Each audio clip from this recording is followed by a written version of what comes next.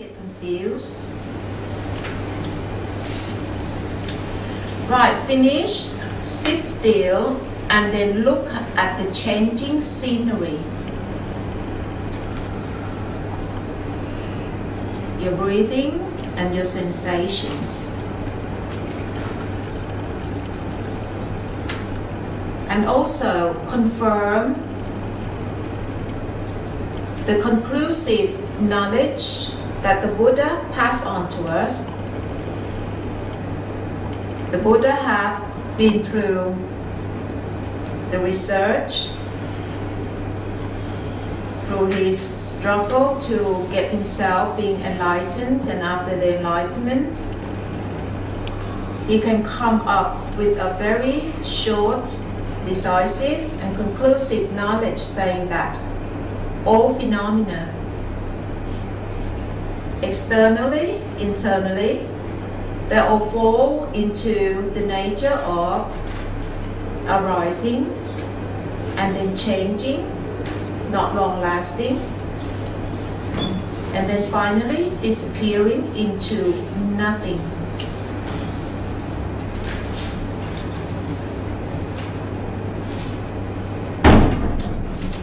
So this is what happened to all phenomena in the world, including your physical sensations, your breathings, your movements. This nature, in other words, is illusion, or being elusive, because it has the changing nature and it disappearing and come back again. So therefore, it has the elusive nature. I will talk about illusion maybe tomorrow. But as for now, just see the changing nature and the disappearing into nothing, anatta.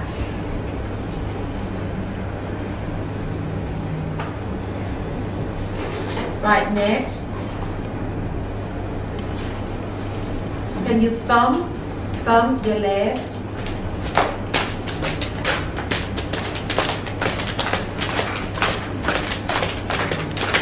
And follow your mobile home.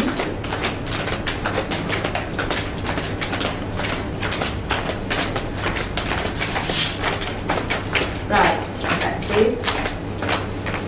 So please carry on watching, viewing your inner scenery, or follow your mobile home closely. I will spend this time explaining, translating the word vipassana for you. Vipassana is a very extraordinary Buddhist practice, very renowned Buddhist practice that is all very famous. Let's know the meaning. The word V, it means round, all round and thorough. Okay, all round and thorough. The word passana means viewing. Viewing. Viewing what? So viewing the scenery. Viewing the scenery all round. So this word vipassana, someone has translated into the English terminology and turned into in or inner, and then sight. Insight. Meditation, which is very spot on, very correct. So what you actually is doing right now is to view your inner scenery, your inner sight, the sight that is made up of your breathing, your movements, or the rhythm of the movements, and your physical sensations. These are all the scenery, the view, the sights, the inner sight that you or your mental self with mental eyes must view thoroughly.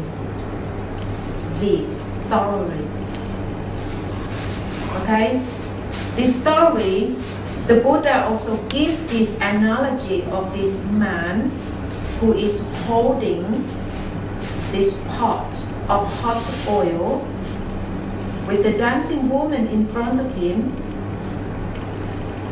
The Buddha tried to distinguish this viewing, this full concentration, tried to distinguish between the practitioner and the non-practitioner. So therefore, he gives this analogy saying that the practitioner must view the inner scenery or the inner sight in the same way as this man is holding this pot of hot oil. You cannot afford to look at the dancing girl in front of you.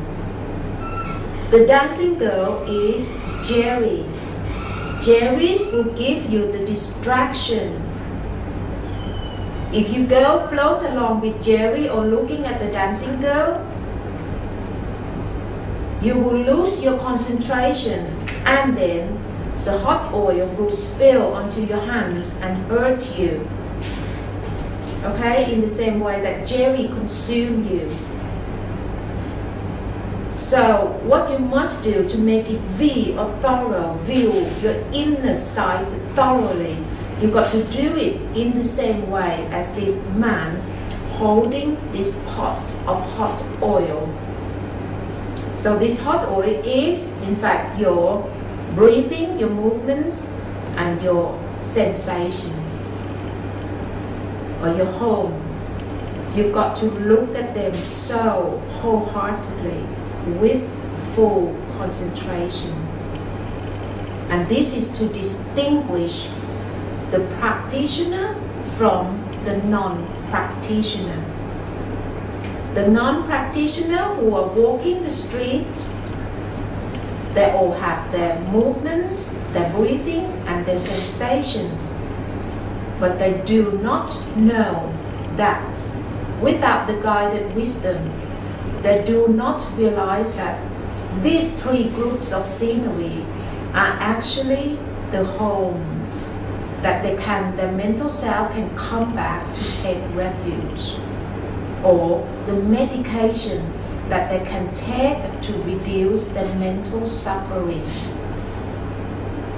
Those who walk the street, the non-practitioner, they don't know. Okay, even though the pills and the home are with them, but without the guidance, they don't know. So therefore, all of you as the practitioner, you have to do it differently from those who walk the street. But give all this scenery a thorough viewing, concentration. Okay, so I hope you understand the word insight or inner sight, meditation or vipassana now. Which in terms of meaning, you can see that it's nothing religious at all. It's dealing with something very neutral. The breathing, movements and sensations. Right, next.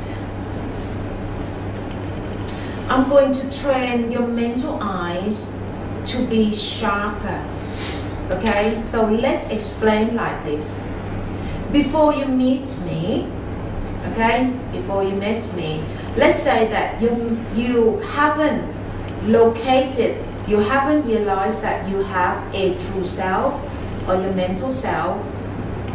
Okay, you haven't known that, which means that ignorance, it means that your mental self with the mental eyes, you have the blindfold over your mental eyes. with the blindfold. The blindfold is made up of jelly.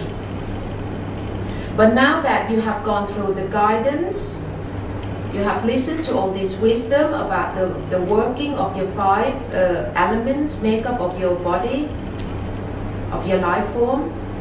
You know how Tom and Jerry's work now. It means that this blindfold has been taken away from your mental eyes. Your sight, at first it will be blurred, okay? Your mental eyesight, initially it is blurred because the blindfold had just been taken away. So we are going to go into the process of sharpen up your mental eyesight. Sharpen up your mental eyesight. So what you need to do is to do all this activity, physical activity, slowly. So the next thing I want you to do is stroke your hands. You can stroke whichever way that you want to, but do it slowly. And then please detect every little minute details of the scenery, from the movements, from the sensations, and the breathing. Try to detect and notice as much details as possible. Right, put your hands down to your legs again, and then stroke slowly. Go round your knees slowly and come back up. And let your mental eyes detect all the little minute details of the scenery. No matter it's the movements or the sensations or the breathing.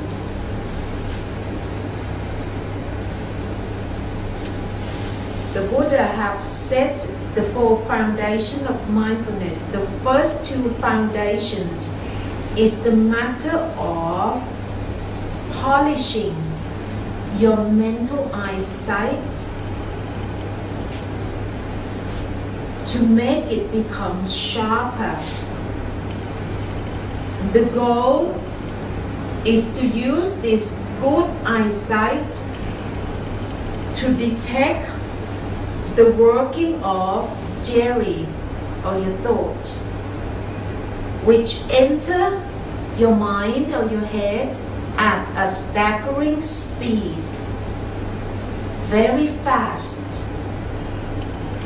You cannot use the poor eyesight to detect the coming and the going of Jerry. So therefore, the Buddha teach us to work on the first 2 foundations of mindfulness first. That is, teach us to know the breathing, the movements, and the sensations, which comparatively rough nature. This is a matter of polishing your mental eyesight to make it in the good working order, a sharper one, so that you can detect Jerry later on. Okay? So we are going to work just that. So you need to detect all the little details regarding your breathing, movements, and sensations. By doing the movements very slowly. The slower you do, the more detail